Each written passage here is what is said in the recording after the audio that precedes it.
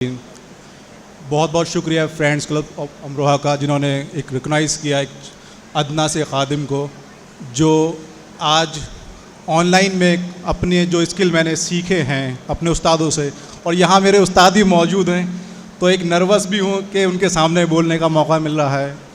बस बहुत कम टाइम मैं आपका लूँगा, और जो यहाँ मौजूद हैं स्टूडेंट हैं, बिजनेसमैन हैं या फिर प्रोफेशनल हैं, उनके लिए कि डिजिटल एरा जो चल रहा है इस वक्त, वो हमारी ज़िंदगी का एक पार्ट होना चाहिए। चाहे हम एजुकेशन ले रहे हैं, चाहे बिज़नेस कर रहे हैं या प्रोफेशन कर रहे हैं।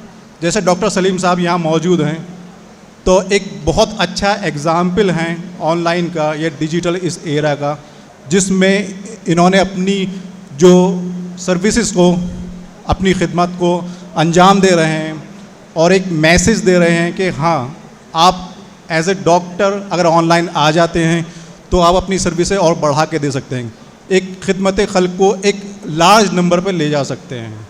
ऐसे ही बिजनेसमैनों के लिए एक मैसेज देना चाहूँगा कि जहाँ छोटे छोटे बिज़नेस हम छोटे शहरों में करते थे, लेकिन आज ई कॉमर्स के ज़रिए हम उन बिज़नेस को इंटरनेशनल ले जा सकते हैं।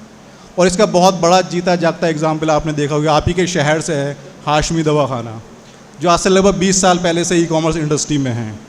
और एआई के आने के बाद में एक बच्चे की मैं तकरीर सुन रहा था, छोटा सा बच्चा था, और एआई का उसने कितनी खूबसूरती से जिक्र किया कि हमारे हाथ में जो डिवाइस है, ये हमारे इसको हमें यूज़ कैसे करना है, इसको यूटिलाइज़ कैसे करना है, इसको पॉजिटिव वे में यूज़ करना है या निगेटिव वे में यूज़ करना है, ये आप पे डिपेंड करता है। इस स्मार्टफोन से हम इल्म भी हासिल कर सकते हैं और बहक भी सकते हैं।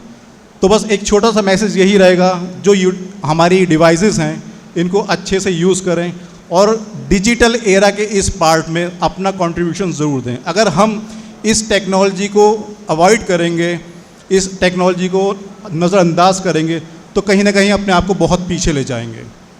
मैं इतिहास के पन्नों से एक छोटा सा आपको एक वाक़या बताना चाहता हूँ कि इस्लाम का जो गोल्डन पीरियड था, जिसको अंग्रेज़ ब्लैक एरा भी कहते हैं, वो क्यों फेमस हुआ? वो सिर्फ़ और सिर्फ इल्म की बिना पे ही फेमस हुआ। गोल्डन एरा जिसको कहा गया, उसमें एक मुसलमानों का एक पॉजिटिव पॉइंट ये था कि मुसलमानों ने उस वक्त में उस वक्त की जो टेक्नोलॉजी थी वो हासिल कर ली थी, और वो टेक्नोलॉजी थी पेपर का बनाना, कागज़ कैसे बनता है वो सीख लिया था, और उसकी बिना पे इतनी किताबें छापी, इतना इल्म डिस्ट्रीब्यूट किया कि वो एरा ही गोल्डन एरा कहलाया। हालांकि बात को हलाकू खान ने उसको निस्तो नाबूद कर दिया, जिससे मुसलमान बहुत पिछड़े, और उस एरा के 300 साल के बाद में इंग्लैंड में पेपर बनाने की मशीन का ईजाद हुआ, और वहाँ से वो आगे बढ़े। तो बस एक इतिहास से ये सीखना चाहिए कि जो भी टेक्नोलॉजी रिसेंट में है उसको नज़रअंदाज नहीं करना है, चाहे हम किसी भी शोबे में हो, कोई भी उम्र हो, क्योंकि सीखने की कोई उम्र नहीं होती। इल्म हासिल कीजिए माँ के पालने से कब्र तक, ये ऐसे ही नहीं कहा गया, ये बहुत गहरी बात है।